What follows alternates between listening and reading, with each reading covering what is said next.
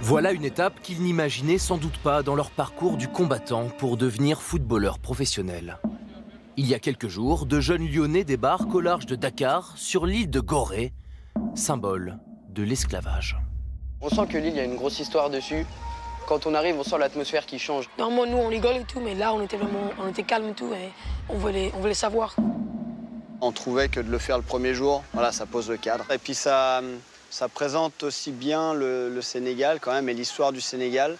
Et donc ça permet aux jeunes de se mettre déjà dans le contexte.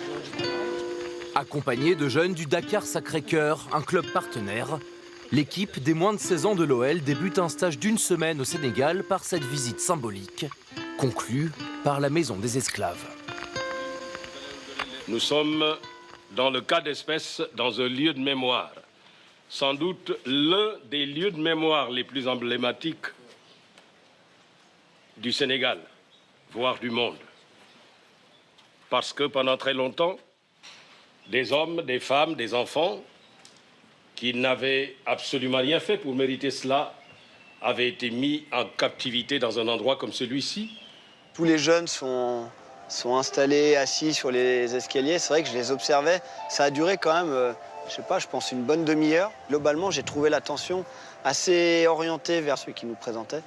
Et l'histoire, quand on la comprend bien, c'est quand même passionnant. Et j'ai eu l'impression que ça les a passionnés. Ça m'a vraiment marqué cette visite. Franchement, je pensais à ce qu'il disait, les voyages, on séparait les familles, vraiment, j'étais vraiment triste, quoi. Une sorte de piqûre de rappel pour ces jeunes footballeurs de l'Olympique lyonnais, peut-être les futures stars de demain. Ce voyage d'1 semaine au Sénégal se veut initiatique. Au programme, découverte de Dakar, ses environs, sans oublier le football. Sur place, les Gaunes s'entraînent sur les terrains du Dakar Sacré-Cœur, le DSC. Les deux clubs ont noué un partenariat étroit il y a 8 ans, avec notamment un projet de jeu commun et des échanges réguliers entre les staffs. Ce jour-là, David Lauberti, le directeur sportif du club dakarois, tient un rendez-vous téléphonique important. Je t'appelle un peu pour faire le point, là, comme on avait dit depuis le début de la semaine. Là. Avec Jean-François Villiez, le directeur de la formation lyonnaise.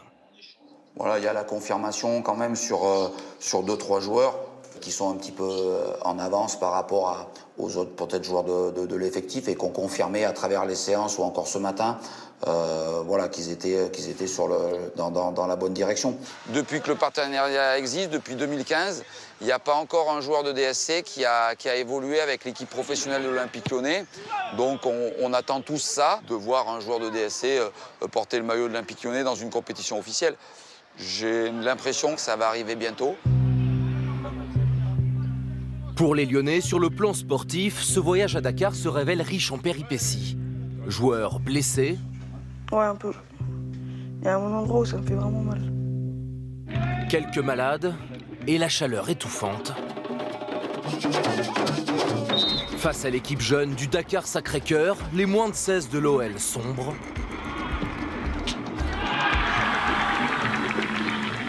C'est terrible, c'est terrible. Putain. Sous le regard du président, l'OL s'incline 10-0, un apprentissage accéléré.